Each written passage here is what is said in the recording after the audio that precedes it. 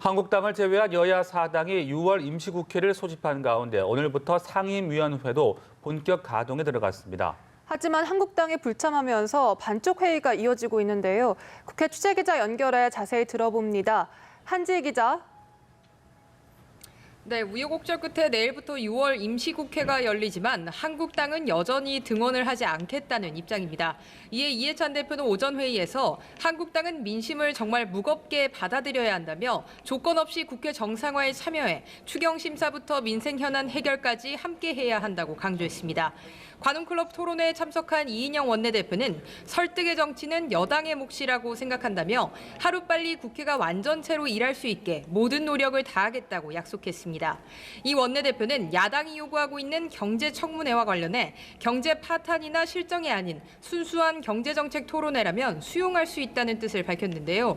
어제 문희상 국회의장이 제안한 경제원탁회의에 긍정적인 입장을 내비치면서 국회 정상화의 계기가 될 수 있을지 주목됩니다.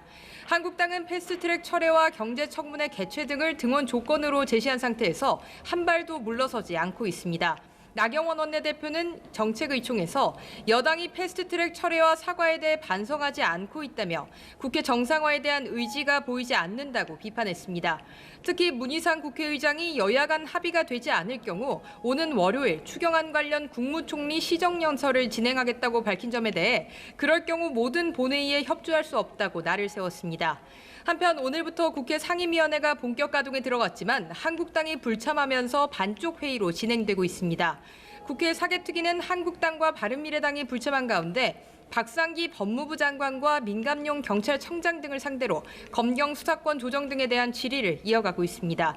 김현중 국세청장 후보자 인사청문회 채택건이 다뤄질 기재위 전체 회의 역시 한국당이 입장을 바꿔 불참했는데요. 이에 따라 기재위는 여야 4당 위원들이 참석한 가운데 인사청문 계획서를 채택했습니다.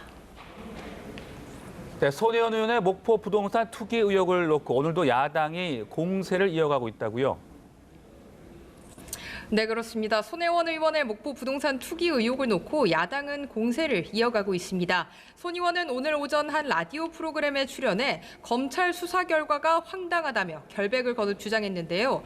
손 의원은 검찰이 제기한 보안 문서에 대해 검찰이 자신에게 혐의를 씌우기 위해 공개된 문서를 보안 문서라고 한 것이라며 반발했습니다.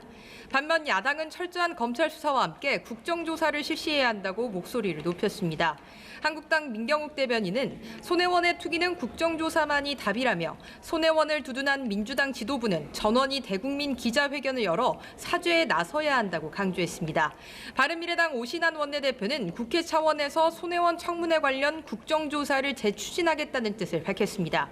그러면서 손 의원이 당초 검찰 조사를 통해 사실이 밝혀지면 의원직을 내려놓겠다고 했는데 이제와 말을 바꿨다며 정당한 죗값을 받아야 한다고 지적했습니다. 평화당 홍성문 대변인은 정권 측근의 민낯이 드러났는데 민주당이 모르쇠로 일관하고 있다며 손 의원은 이제 그만 가면을 벗고 죄를 고백하기 바란다고 촉구했습니다. 다만 민주당은 손 의원이 부동산 투기 논란이 확대된 지난 1월 민주당을 탈당하면서 손 의원에 대한 언급을 일절하지 않고 있습니다. 지금까지 국회에서 연합뉴스TV 한지희입니다.